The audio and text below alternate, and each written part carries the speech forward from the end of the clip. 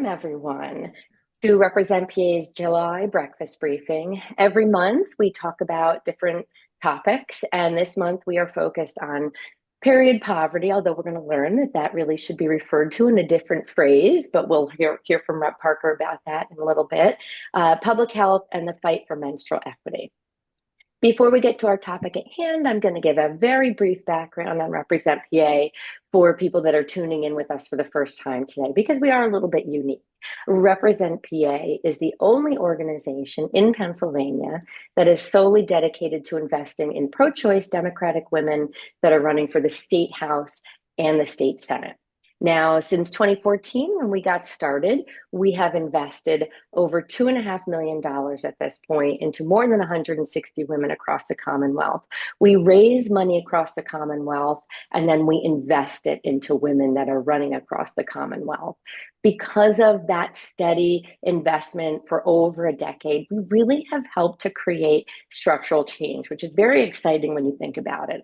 We have helped rewrite who's holding power in Harrisburg, and a perfect example of that is Representative Joanna McClinton. We supported her in her very first run for office back in 2015, and she is now the very first woman serving as Speaker of the House.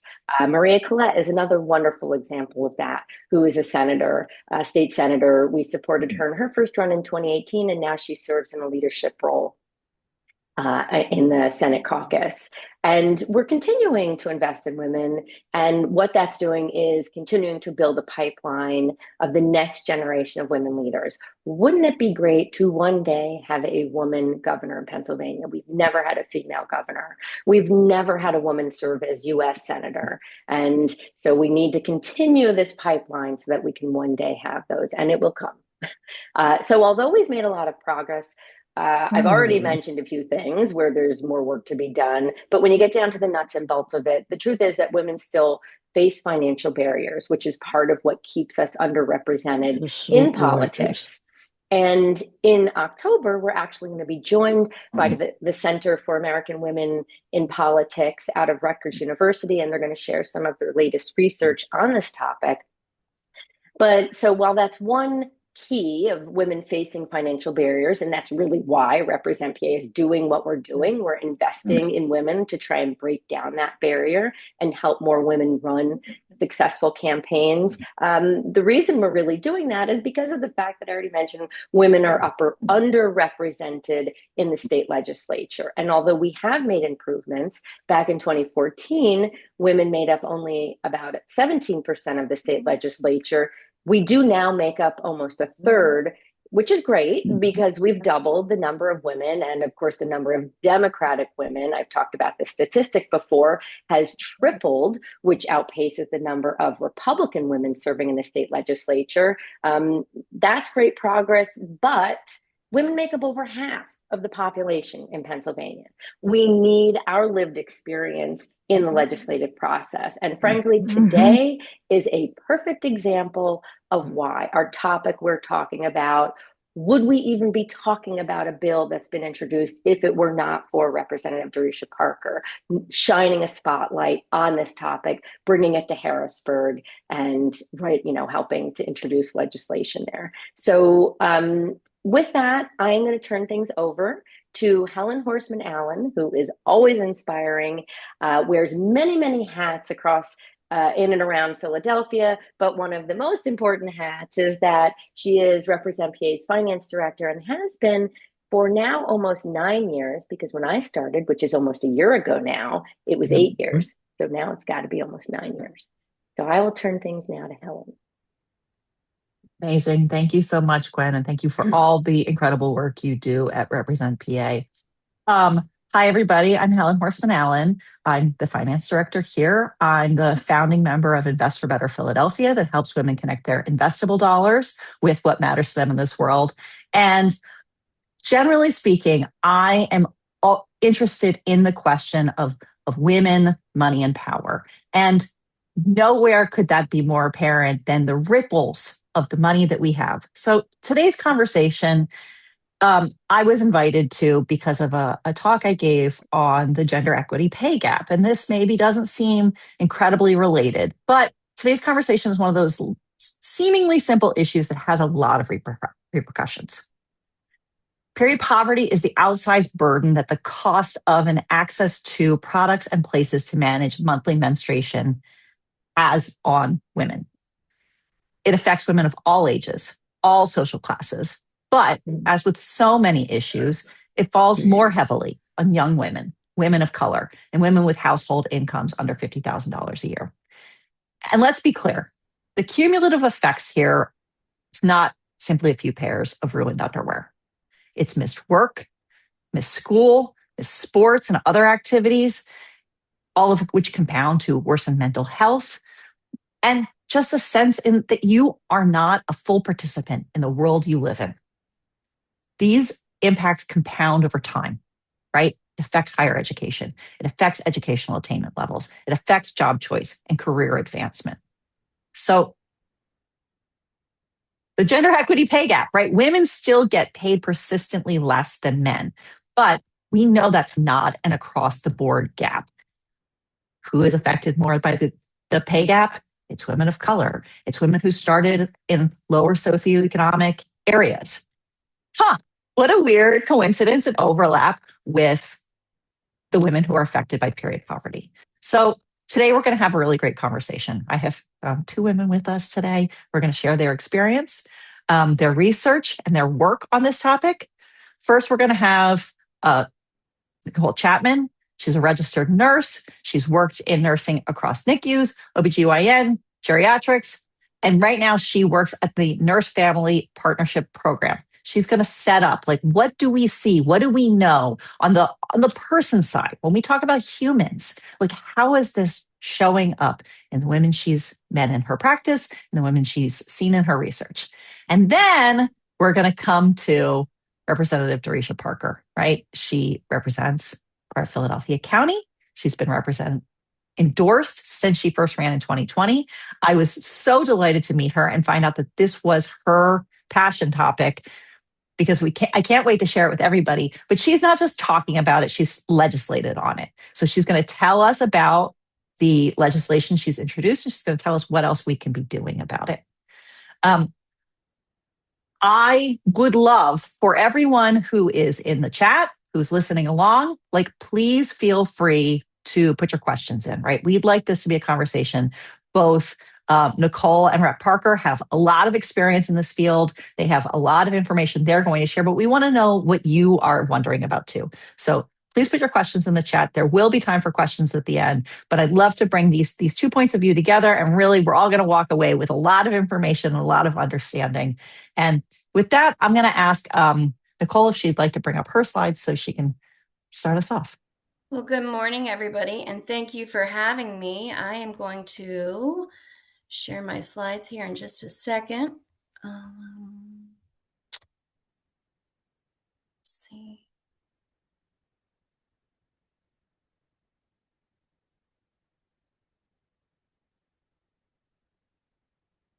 All right.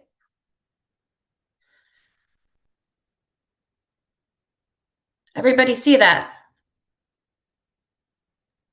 You look great. Great. Perfect. Well, again, thank you, ladies, for having me. And thank you for everyone who's joined and is interested in this topic.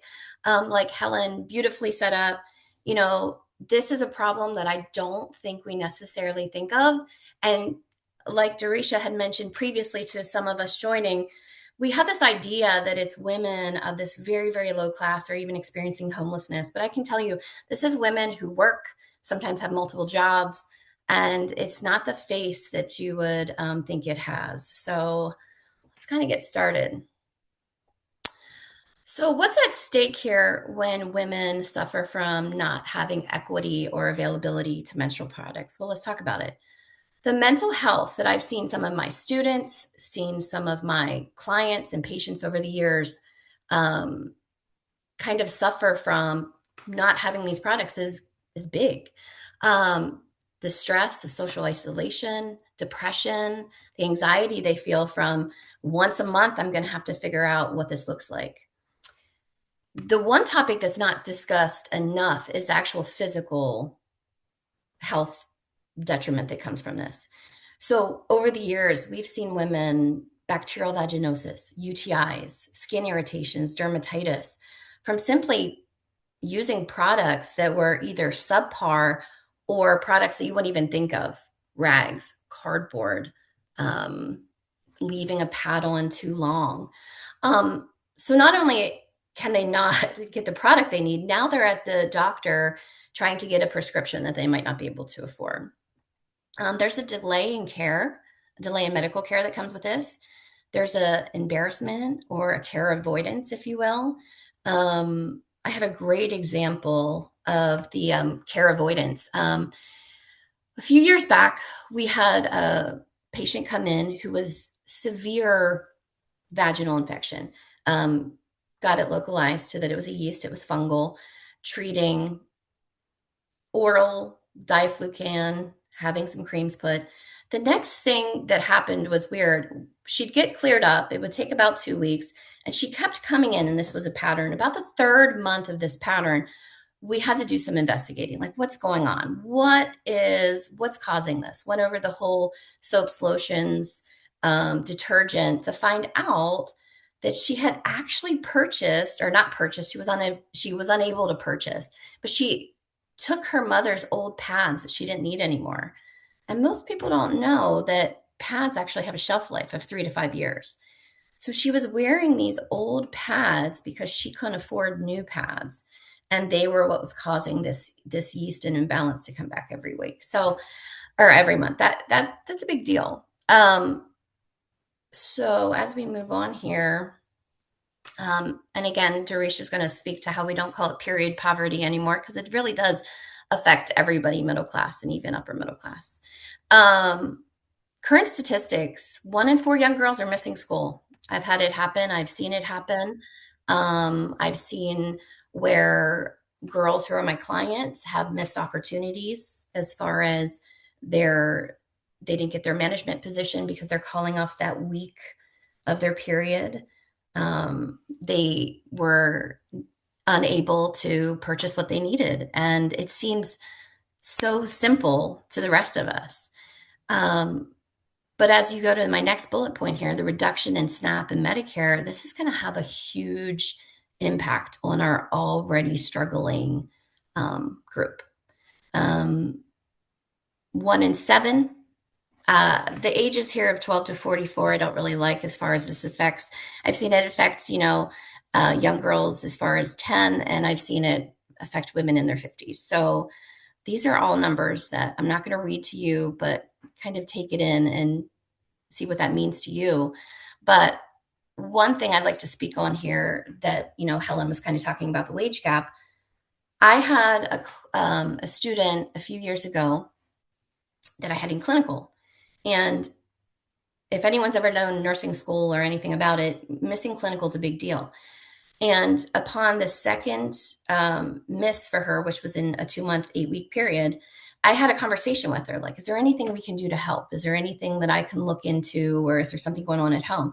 And she confided in me that the 2 clinical days that she called off were due to the fact that she had her period and she was afraid of bleeding through her clothes because she didn't have the proper hygiene products. So do with that what you will, but it affected her going to school. We were able to work around it. We were able to get her the supplies she needed. But the thought that here's a girl who has kids, she's working full time, she's going to, and she had to call off because she got her menses.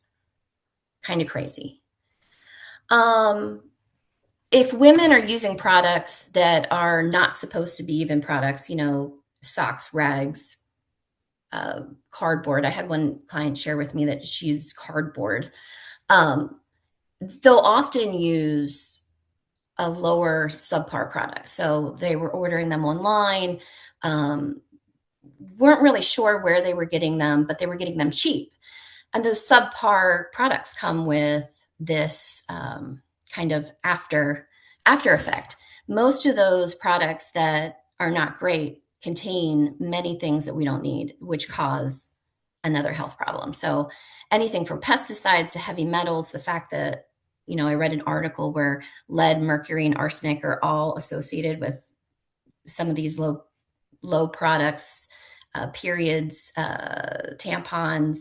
The fact that you could get heavy metal poisoning from your pad is unacceptable. So I know that with Nurse Family Partnership, one year for Christmas, we had a lot of wonderful donors, which some of them are on here right now. And one of the products that our women were asking for were soap, pads, and tampons. So if we're at the point where a working woman finds it a luxury to have those items, we need to talk about it. And I think that's why Miss Darisha is bringing it up at the level that she is. So what do we do about it? Well, we're doing it right now. We start the conversation. We normalize it. I think if more people knew about it, I'll even say I experienced it 20 years ago, but there wasn't a name for it. I'd hear clients and patients have it, but I was just like, oh, that's a one-off. But I think the more we talk about it and the more it comes to the forefront, it's a little desensitized. Donate and create your own supply. There's some legislation in Pennsylvania. I forget the act. I think it's HB. Don't quote me. Hold on. Yeah, HB 2707. Believe it or not, pads and tampons are considered medical equipment. So there was some legislation put through in Pennsylvania to protect anybody who wanted to donate those items. So we are, in Pennsylvania at least, free to donate. So donate, make your own supply, be a refuge for women who need these products. Another thing we can do is push the conversation into our free public spaces. So go to your local library and, wonder why in their bathroom they don't have any free period products, or, any commercial spaces that are used for the public. Just ask. I think the more visibility that you see them and the more they become normalized, then other companies and spaces tend to follow suit. Equip your local school. Go to your school district. They might have it now where they're available in the bathrooms, but there's so many young girls that are missing school or taking off from school because they're afraid of bleeding through their clothes. They're afraid of what anyone, the fear that's associated with it. They can't afford these is huge. So equip our local schools. Go to your district, ask if they have them. If they don't, push for it. What I've seen when these big schools tend to normalize or bring something in, other schools use them as an example. So, I don't want to throw anyone under the bus, but if you're local to us, if Hempfield does something, sometimes Warwick School District will use it. If McCaskey does something, sometimes other school districts will say, well, they implemented it. Let's see how they did it and follow suit. And of course, last but not least, keep the bills coming. So the more that we can do to make the legislation just have these available to women, it's going to be huge. There is such a disparity of women who are missing work, missing school, unable to do normal things 1 week out of the month. Now that I've kind of had some doom and gloom, I did bring some happy things. And that is that as of 2025, there are 3 acts that are proposed at a federal level for period proud. And Darisha might be speaking to these, so I apologize if she is, but I wanted to bring it up.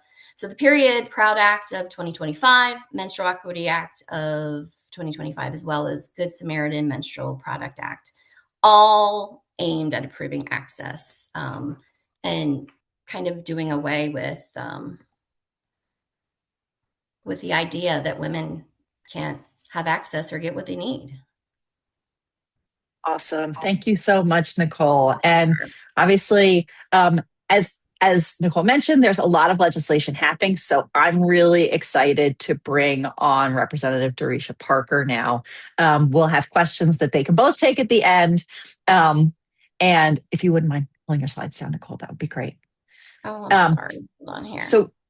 So Rep Parker is going to talk to us about the work she's been doing in Harrisburg for Pennsylvania's women. Rep Parker, take it away. Good morning. Good morning. Good morning. Can everyone hear me? Good. Thanks for having me represent PA. Thanks for everybody. And thanks for the boldness of, I see a couple of men that are on here. So I am going to not mince my words. I am very unapologetic about this subject. It is not a coincidence that you are having this gathering on Thursday. One of the words that I do use is menstrual on Monday, tampon Tuesday, thank God for tampon Thursday, and flow Friday. And everyone is hearing it, but those are the days of the week that I was able to do something and not be graphic about this topic. Sadly, what is occurring right now, menopause is overshadowing what is really happening still with us when we're talking about menstrual. And also, why do I say that? Well, no one is talking about it and raising the alarm of why of what's happening with us when we're talking about menstruation. Why do I say that? I am 54. I am on my 5th GYN.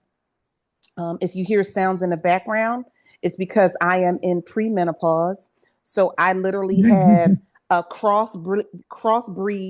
breeds of fans. I had to change shirts because I was drenching. So I had to make sure I had something not on my shoulders, loose on my back, so I can have a crossflow. So if I'm able to say that, but I also have to be fully transparent. Everything that I dwell in has pads and tampons. And I'm still telling you that at the age of 54. But the mere fact that I'm not going to be able to write off that I have to go to multiple stores to make sure that I have them in my home, in my apartment, in my office in Harrisburg, and in my office in Philadelphia. So those are 4 places that I have to make sure that I have products. So imagine you're going to 4 places that you have to make sure that you have products, but also you have to pay for it at each place, and it has extremely gotten expensive. That doesn't even include the gas that you're spending, and then people aren't taking into consideration that women, some have to travel by transportation, and then when they arrive at that location, what if the shelves are bare? So what we're talking about, the elimination, I have to give a shout out, and I will make sure I introduce you. The Shiro of organization of a woman and daughter who has gotten me to this point. Her name is Lynette Metley. She has the only menstrual hub in this country. She started it. It's called The Spot. When I first was elected, we were able to secure her with $25,000. Fast forward, we got into majority. We were able to secure her with $250,000. And even those funds are not enough. This young lady with her daughter delivers 8,000 pads and tampons a week, not a month, a week, to women and girls. And why do I say all of that to you? Well, women that are coming to her location are women that have been a part of the egregiousness of the criminal in chief that has occupied the White House and has laid off this whole bunch of African-American women. So you have women from social economic classes that are coming to the spot because they cannot afford menstrual products, and they need it for not just for themselves, but for their girls. So we're talking about a topic that people still aren't embracing. Why did I even have to mention that I'm on my 5th GYN? Because GYN doctors are leaving the practices and doing other things. What does that also mean for individuals like myself? I don't think it was anything about divine intervention. Hey, Anita Lewis, that I'm on the insurance committee. I think it's also by design that we're talking about legislation. Guess what? We also have to talk about the demographics of our legislative body and what was I able to accomplish? Well, let's go there since we're going to talk about what I was able to accomplish. I was unapologetic, and I don't have a box, but I will just show you what I have in my hand, a tampon. I was unapologetic about carrying boxes of pads and tampons. I hand delivered them to the Republic Senate on any given day until they understand how serious I was. I didn't have it in a bag. I didn't have it in a pouch. I wanted everybody in this Capitol to see this is what women have to go through. I didn't want to hide it. So I hand delivered it in a box and I left it on their desk. And I said, until you pass this legislation, I am not voting on any of your shit. I left notes. I left notes every single time I went over there. They called our leadership. I told leadership, kiss my ass. We are going to make this an issue. We need everybody to understand what women constantly go through. No, I'm not crying because I'm hormonal. I'm pissed off because you're not taking me seriously. And these tears are so I don't punch you in your face. So I'm going to let you understand why we need to make sure you understand what happens. So one of the Republicans refused to meet with me, refused to pass my legislation. So I refused to vote for her damn bill. On the floor at the picnic time, leadership said, well, what are we going to do? I said, I'm not voting for a bill. I don't care what she needs. She then ran my legislation, and here we are. But the interesting about all of this, we can talk about it. Individuals have kept me quiet. And so every year it's in our budget. So $3 million is in our budget. And this money is for girls in 8th to 12th grade. So that means we're going to have to revisit it. 8th to 12th grade have access to menstrual products in the schools. So if they have menstrual products in the schools, what do they do in July? What do they do in later of June? What do they do in August? What do they do for these months that the schools are closed? And what about the other young ladies when we just hear that we have a young lady that's 10 years old and that is getting their menstrual products? So for me, we need to revisit legislation. The legislation I have that has not moved, which is House Bill 1100 and House Bill 1101. House Bill 1100 is a waiver for this to be recognized with the SNAP benefits as it relates to the menstrual products. House Bill 1101 is the money that'll be for the schools. Why do I say all that? Because we're talking about this most uncomfortable subjects that individuals are still thinking, oh, we just got her the $3 million for the schools where Parker's fine. No, I'm not fine. I'm not going to be fine until it's in and recognized in our insurance committee. I am not going to be fine until our nation's largest menstrual hub receives the money that it rightfully should be getting received and helped and not people depending on it out of her pocket, but out of foundation's pocket, but out of other things' pocket. I'm not going to be quiet until people do not have to be unapologetic about what age they're having this monthly trauma in their body, and that we do get some assistance in the government to help women be women. Listen, women gave birth to this nation, and women are birthing these jackass men that refuse to be egregious with everything that's going on. Women are making too many damn decisions. So when we're coming across here and asking individuals to donate to our campaigns and to write us a check, at times it's harder for individuals like myself to raise money because they're looking at us like a woman. So if you're thinking that it's okay to give me $5, but a man can get 10,000, the math is not mathing. So if you want better things in the Pennsylvania legislature, if you want better things in this country, damn it, vote for women. If you want things to happen, or you want things to move faster than a snail's pace, vote for women. If you want it to get done on time, vote for women. Shout out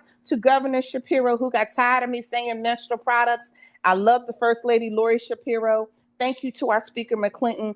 Thank you for Jordan Harris, who I only have to say menstrual products and I can get things passed. Matt Bradford, who I took him to the tour of all of the mastery pads. He turned beet red, and that's why I can get things done. So because we did all of these things and we're going to continue to do this, if that means I got to hand deliver maxi pads for us to raise the minimum wage, damn it, it's time for us to get done. It's time for the pumps and the pearls to go away. It's time for the sneakers to get out, because we got to march these halls. We got to make sure we get back to work because our women are dependent on us. And I'm a shout out to anyone on here who's be a candidate. Do not give up. Get some Tylenol, get your echinacea, get your zinc. Go visit somebody and get a therapist. Get somebody in your circle that's going to help you go through this long haul of candidacy, knocking on door, asking and declaring individuals to support your campaign, to support you down this line, and support so we can flip more seats, so it won't feel like that we're begging and asking for us to return our first African American speaker of our legislative body. And thank you. Amazing. Thank you so much, Rep. Parker. Can anyone tell why, this stuck with me? She's so fired up. It is so incredible to have a fighter like you fighting for us in Harrisburg. And you thank brought you. up Listen, and I thanks for Nichole, because I think Nichole is looking at it from her clinical side. Just That's understand from your clinical side, understand what I said. I'm on my 5th African American GYN doctor. I was intentional by going with an African American woman doctor, and look what's happening. We are losing those type of credentials. We're losing that type of doctors. So now we're talking to individuals today, and Helen, make sure you take it away. And that's why I'm kicking it back to Nichole. We're talking with individuals, meaning myself. We have great insurance, so we understand the decisions that we made. What do you do in this space with women don't have insurance? Absolutely. Oh, wow, that's big. I want to go back to the beginning of what you said to shed some light, and that's a whole other breakfast. We've been losing OBGYNs in Pennsylvania since the late 90s. And it's a whole short insurance thing. And that, like I said, that's a whole other breakfast. But I picketed in 1999 with a sign that said no caps, no paps, because the insurance at that point was so high for these OBGYNs. They were leaving to go to Ohio, Maryland, and other states because they couldn't afford to practice here. So that was a big deal. The other thing is the way insurance has become with the managed care and all of that. It's almost like they forget that CMS, Center for Medicaid Services, dictates all of private health. So I can honestly say there are times where I do feel my girls on Medicaid have access, but it's limited. So there's only 2 to 3 places in Lancaster County that were true FHQs. And for those who don't know, it's federally kind of like a mandate, like a federal health clinic. So those FHQs were holding this burden of women. And Darisha, that's why my brown and my Black girls still in 2026 have a negative outcome. Make it make sense. I live it every day. So the positive note that I want to spin, speaking to the OBGYNs, are I'm not sure what legislation went through. I'm not sure what happened that made some private practices who were affiliated with hospital systems take on some Medicaid patients. And now I have women who have availability to an OBGYN, but I still have disparity. It's very inequitable just in Lancaster County, where some of my girls, and I hate to say it, and I need to be clear, I'm not throwing these providers under the bus. I'm just talking about, Darisha, you and I have insurance. That's my job. That's my job, to throw the providers under the bus. Okay. But no, the truth is I'm blessed. I have good insurance. If I don't like this provider, I can go somewhere else. I can pick. My girls can't. And so right now in Lancaster County, there are PCPs, a normal physician who practices family medicine, delivering babies and providing OBGYN care in 2026. Now, they are doing a huge service. The volume we have in Lancaster, I want to be clear. I am thankful that they were there, because who else would do it? But it's become okay for subpar care for these women. So just think about it this way. If they're going to the OBGYN and getting this care, what do you think's happening with any kind of hygiene product? Nothing at all. Absolutely. And Rep. Parker, you started out right off on the call, bringing up menopause and menopause access. I mean, like, women's health is underrepresented every piece of the spectrum, right? Yes. From your very first period all the way through to, the end of menopause. And that doesn't even get into testing other products on women, testing other treatments on women. Yeah. But we did get a great question in the chat from Andy Mosner about what about some of the newer products like underwear that supposedly handles leaks? Are they effective? Are they affordable? How do girls get access to that? Sure. There's two other products I don't think we talked about, the panties and the cups. Now, for a lot of people, I may try to look youthful, but I'm still old school. I have not ventured in to the panties and the cups, probably just because I know me. There's just certain things I'm not there yet, but maybe one day I can have this conversation that I don't need them. But I know they have been successful, and everything we're talking about are still readily available at your stores, are readily available at some of these CVS's and certain drugstores. And I also, gave a shout out to the organization of the spot. Also, you got to think about having individuals who are very familiar with it and just being familiar with you and your body. A lot of things are not a one size fit all. So you're going to probably have to do some trial and error to see what is best for you and what is going to work for you on this particular time. And I feel like a lot of these things are I think anything's expensive. I think about what we're spending now for products versus what 6 years ago looks like. It's still insane. I think that is the most egregious thing. And it's because the male domination don't think that it's about affording. And I think everybody can't afford this. And I tell everybody, yeah, we're cute, sassy women, but it's damn expensive to be a woman. And I think whether it's our bras, whether it's our girdles, whether it's any kind of care, even when you think about the products, go to your women's section. Look at how much it costs for a t-shirt and pants. Go on the other side of the room and look what men pay for their t-shirts and pants. Guess what? There's a lot of times you will see Rep Parker in the men's section. Why? Because their t-shirts they fit better and they last a heck of a lot longer than women. In the wintertime, I go to the men's section, and that's where I buy a lot of my thermal underwear. Why? They last longer and they fit better and they're a heck of a lot cheaper. I'll close right there. I see Nichole has her hand up. Well, I just wanted to, you were talking about the period underwear and the cup, and I can speak to that a little bit. My younger girls, the idea, my younger clients, my younger patients, the idea of the menstrual Diva cup, there's a whole bunch now. It used to be Diva cup was the only one. Having that conversation with them, deer in the headlights, petrified. The idea that there's a device in there, it stays in there, and then they have to grab it. And it's really not great to do at school. So they're not being used a lot there. And if you have a normal flow, I invite you to use those period underwear. But if you're like me and have never had a normal flow till I got my uterus evicted, those period underwear are not for us, ladies. So there are other options that will seem less, more affordable and to a solution, but they're not for everybody. And they come with some nuances. And that other piece is that I didn't really speak to, but I will now. I've seen women wearing products way too long. And that really, I don't want to be dramatic. It comes with a risk of death. If these young girls and these young moms are wearing tampons too long, toxic shock is real. It happens more often than you think.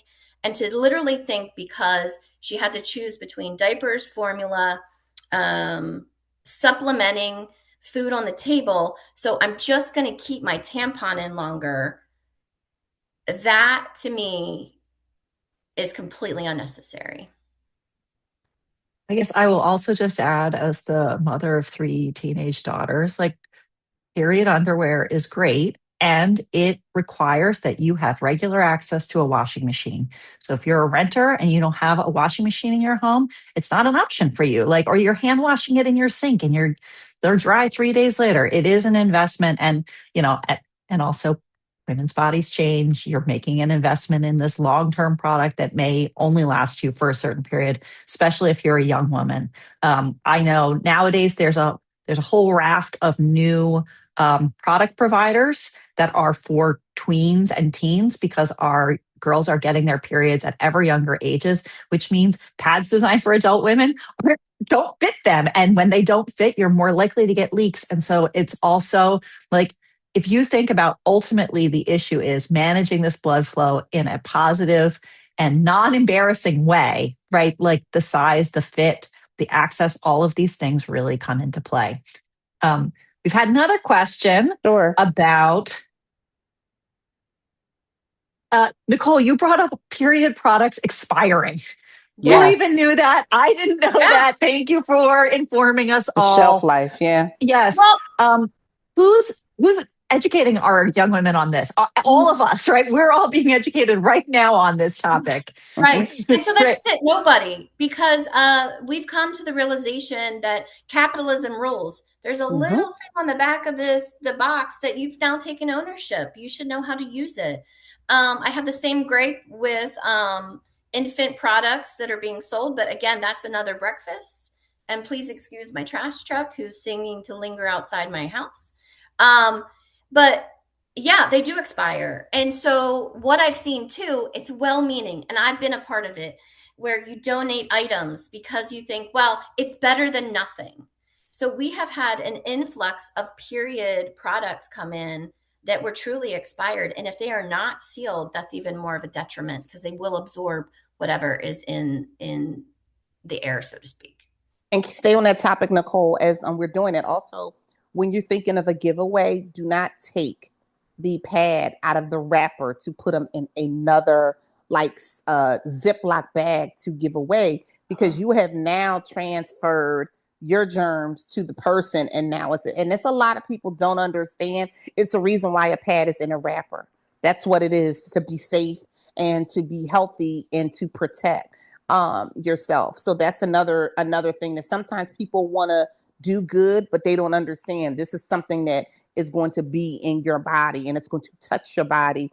And it's a certain way that you're supposed to be handling it when going back to what Nichole is saying. So I think also we're trying to not be, I only know how to be real. So if sometimes people think this going to be doom and gloom, this is definitely not the call for you. I just know how to be as blunt, as direct as possible, because the decision maker, ladies and a couple of gents, are men that I'm going to have to deal with, to talk about legislation, to talk about how we need to move it, to talk about in a matter of insurance, and to ask for additional funding. Are the bottom line, it starts with the men, but also it starts with me, but it starts with organizations like Represent. It starts with a lot of women in coalition. So I'm looking for Represent PA to have one of the breakout sub committees to see how you can organize now that the budget has passed. What is going to be your follow-up with individuals like myself? What is going to be your advocacy ask as we are coming, or as we are getting ready for our legislative season? What are we getting ready for? How many doors are you knocking so we can flip the Senate, and we can make sure that these line items are off in the House to the Senate, back to the House, onto the governor's desk. And then the biggest fight is with our federal government, because we know what that domination down there looks like. So how many seats are we prepared to flip so that women don't have to keep going through this egregiousness over and over and over again?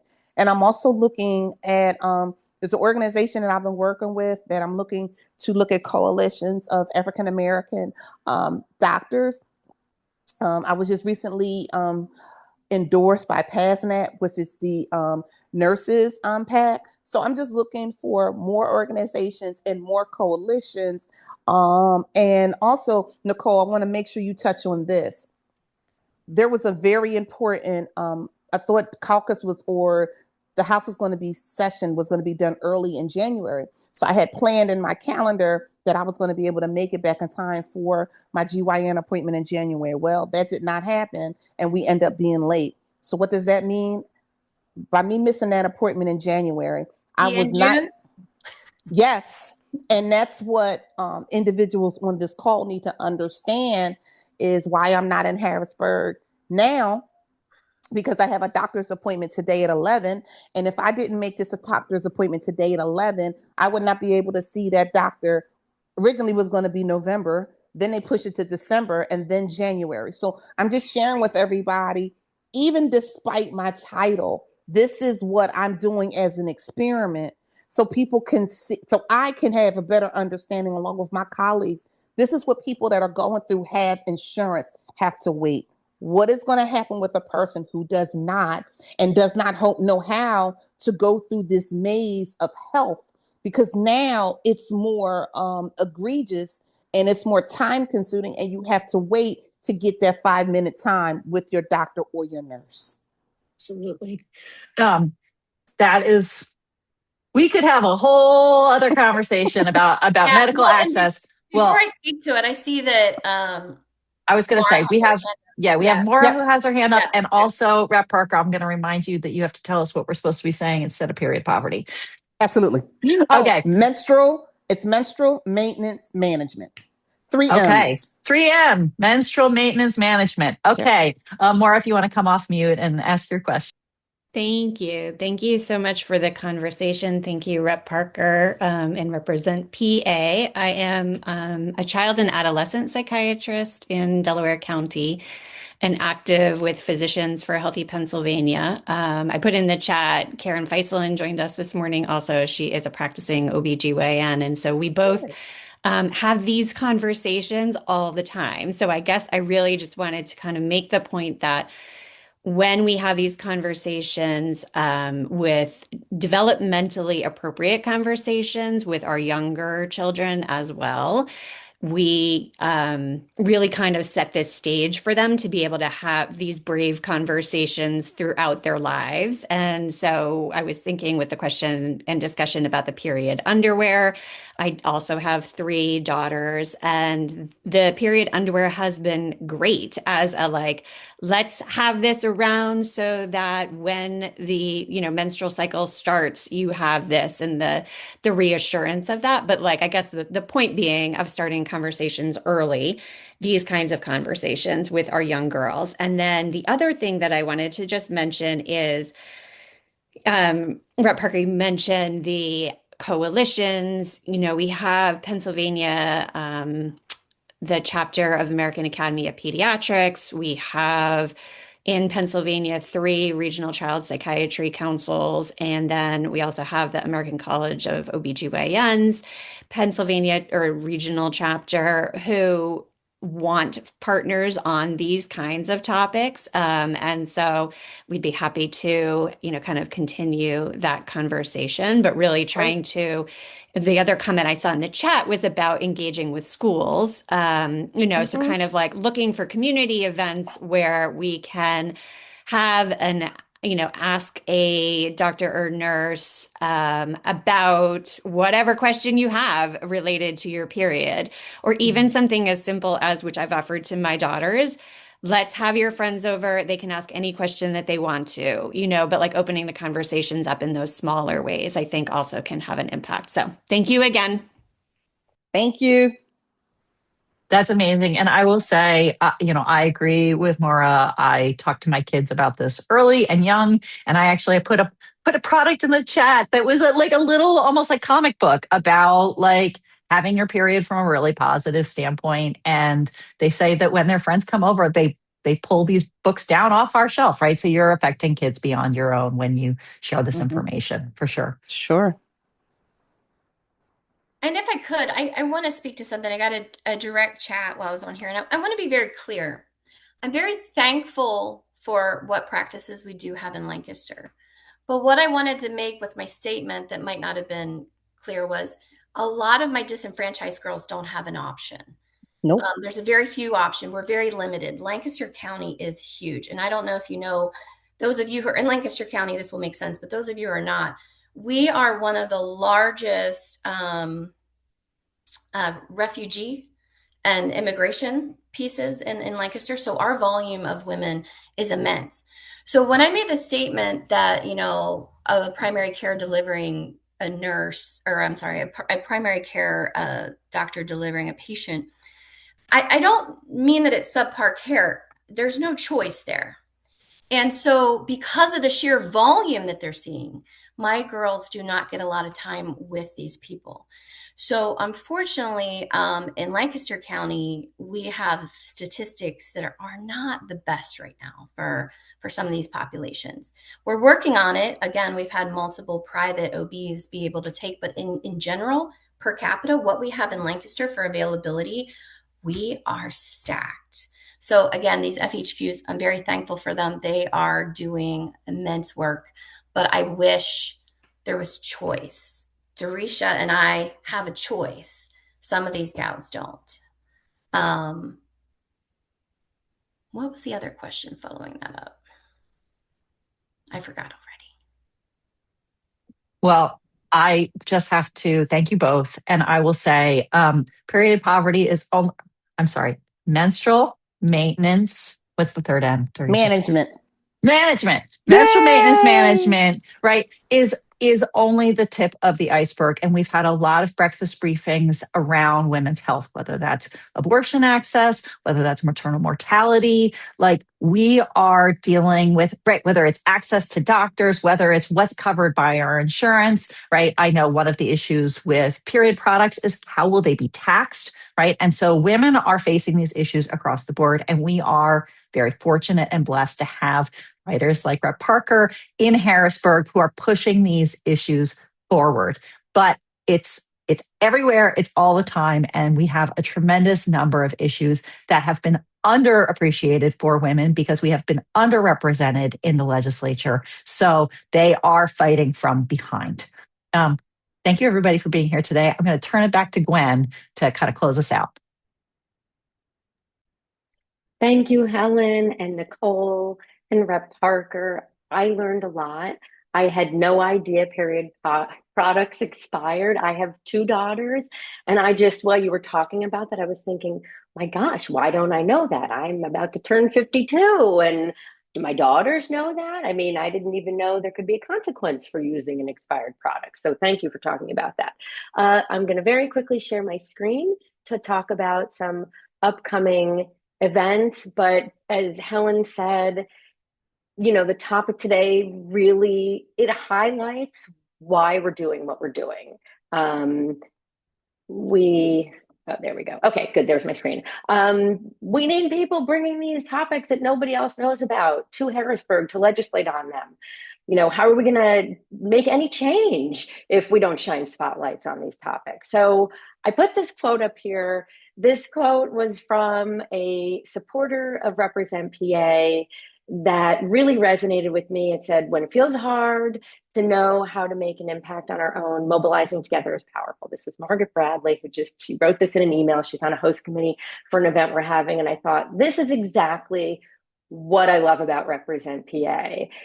The news headlines right now are overwhelming and depressing. And sometimes it's just hard to think like, oh my gosh, how can I do anything? How can I have an impact? Well, if you come together with Represent PA, what we're doing is having an impact. We know it's having an impact because we know the number of women serving in Harrisburg is growing, and we know we've been a part of that. So I wanted to give a shout out to Margaret because I thought that really embodied what we do and why we're doing it and how it's effective. So upcoming breakfast briefings, we have different topics every month. In August, we're going to be talking about the new Pennsylvania budget. Well, more to come on who will be breaking that down, but we will have at least one legislator, possibly more, to really go over what's in there, what's not in there. I was really surprised that it got passed so quickly. I was not expecting it. If you think back to last year, it took them 9 months. So I'm very pleased it went through that fast. But now I'm curious, well, hey, what's in there?